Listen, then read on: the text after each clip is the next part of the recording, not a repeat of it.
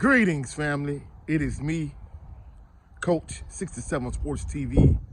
Shout out to the awesome and amazing LDBC, Lions Den broadcasting community. Shout out to the Louisiana All-American Sports Network. And shout out to the greatest university in the world, the Southern University, home of the mighty Jaguars. In this particular video, we're going to talk more about recruiting at Southern University. Now, I was supposed to start this series in terms of like how NIL has affected Southern University and the brand erosion of Southern University. However, somebody gave me a different perspective. You know, I was at school doing physical education class, and the middle school football team I coach, the head coach and I was talking. You know, this was like we were on break, and before the next physical education class arrived, like we were just talking about college football in general. You know, we were talking about the national championship game in terms of the matchup between Notre Dame and Ohio State. And then eventually the conversation eventually transitioned to, you know, Southern from a recruiting standpoint. Now, prior to that, we were talking about LSU. And, you know, we was talking about the current climate of college football from a recruiting standpoint. You know, I was telling them about how in Southern University's glory years in the 90s, how, you know, they were getting like several transfers from LSU. And of course, P. Richardson, he didn't solely get players from LSU to make his team. I mean, he did a good job recruiting from top to bottom, but those like home run hitters like Michael Hayes and Jermaine Sharp, and Nemesis Bates and Chris Cooper, players of that caliber put him over the top. And, you know, we were talking about just the NIL and how, you know, the NIL is still somewhat new. And, you know, teams and coaches have to navigate it like everyone else does. You know, we were talking about how you had a player at UNLV who was promised X amount of dollars, and he didn't get his money, so he quit, like literally during the season on his team. And, you know, we were just talking about different things. And then from a Jackson State, like versus Southern standpoint, and I was saying how, you know, Jackson State, they're doing an excellent job recruiting. They bringing in big time players. And clearly, you know, I don't know for certain, but if I had to bet, I'd be willing to bet that Jackson State has a nice chunk of NIL money to play with at their disposal. And he was saying, Coach, he said, I'm going to be honest with you. You know, he was saying, I know you're a Southern fan. And from your perspective, you know, you think, hey, Southern is only recruiting high school and junior college players out of necessity. But he was like, Coach, I'm going to be honest with you. I think it's the right approach. And I said, well, Coach, the thing you don't understand is, you know, the kind of player Southern was once getting, like in the mid to late 90s, like transfers from LSU, like Jackson State is getting those type of players. And he said, it's the thing about it you really not considering, Coach. He said, don't get me wrong, in terms of like 3- and 4-star players, yeah, they might be getting those type of players. But he was like, first of all, you have to pay the cost to get those type of players. And he said, if you don't have like that type of NIL money at your disposal, he said, you know, it's not a bad idea to get a player from high school. But he was like, the best of both worlds is what Southern is doing. If you get a player that played 2 years of junior college football, 2 years of community college football, either way, either or. He said, this player has 2 years of experience under his belt.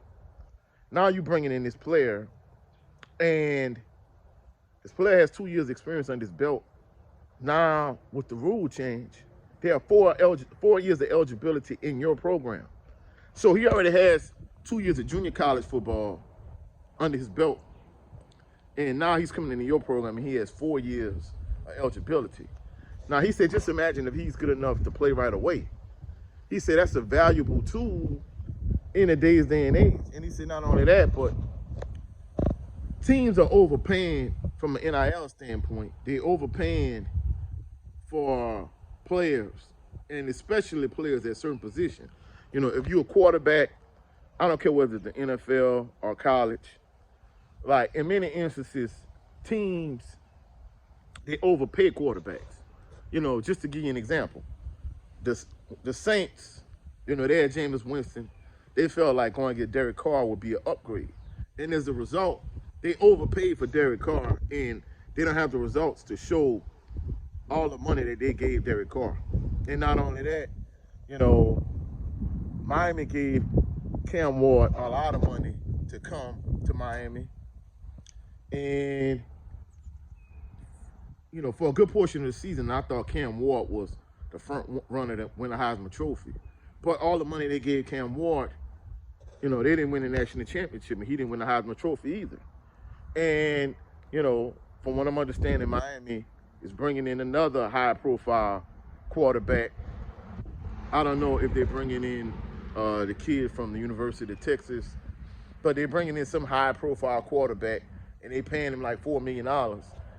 Money that he probably wouldn't even make if he would have entered the NFL draft. So at the end of the day, what he's saying is, you know, even though, you know, someone like myself, you know, I'm really I'm not saying I'm completely down on Southern University from a recruit standpoint. I just see what Jackson State and Alcorn State and other teams around the SWAC is doing from a recruiting standpoint. And, you know, Southern needs to get a couple quarterbacks. They need some game breakers and some playmakers and wide receiver, and just on the offensive side of the ball in general. And he was saying, Coach, you know, not from a position standpoint, but in terms of, you know, you might think, hey, they limited from a recruiting standpoint in terms of, you know, not having the big names, the high-profile players coming from Power 5 schools. But he was like, Coach, I'm going to be honest with you. Like, if I was coaching, and of course he played college football, so he was saying, if I was in that position, he was like, that would be the approach I would take. I would bring in junior college players, and I would bring in community college players who might have 1 or 2 years worth of experience. 2 years preferable, the way he said it. If they have 2 years experience and you bringing them into your program, now they have 4 years of eligibility. He was like, Coach, that might be the best of both worlds. And I'm like, well, Coach, Jaguar Nation, I'm be true for me in particular, and a lot of other members of Jaguar Nation have my same approach. Like, they might not be patient enough for you to wait 2 years for this player to develop. He was like, well, Coach, just think about it. They already have playing experience on a JUCO level. Like, they might not be a high-profile player or a big-name player, but they already played, you know, 2 years in the junior college ranks, and now they have 4 years of eligibility in your program. He was like, man, Coach, that's the best of both worlds. And, of course, you know, he went on to talk about how 1 year in the Super Bowl when the Patriots played against the Seahawks, there was not one single 4 or 5-star player on either team. Everybody was either 2 stars or 3 stars. So he brought up a valid point, you know, from a coaching perspective, maybe from a recruit standpoint. Southern is not doing as bad as I thought. And, you know, he kind of gave a different perspective. But that's it for this video. If you found any value in this video, please like the video, share the video, comment in the comment section, subscribe to the channel. Also, click the notification bell so you can be alerted anytime I post any new videos. Also, go check out my brother, Jared 11 Green, on his channel. Every Sunday, we do this show called the Southern Baller Show. We talk about the college football playoffs. We talk about the NFL playoffs. And we just talk about football in general. Also, go check out my brother on his channel, Brent Fox, with his show. It's just me starring Brent Fox. Both of those channels are in post sections of my community tab, so go check both of them out. And also go check out my brother 7A Sports TV on his channel. He has 2 channels. His primary channel is 7A Sports TV. His backup channel is the No 304 Show. Hopefully y'all enjoyed this video. I'll catch y'all on the rebound. Y'all have a blessed, phenomenal day. Peace and blessings.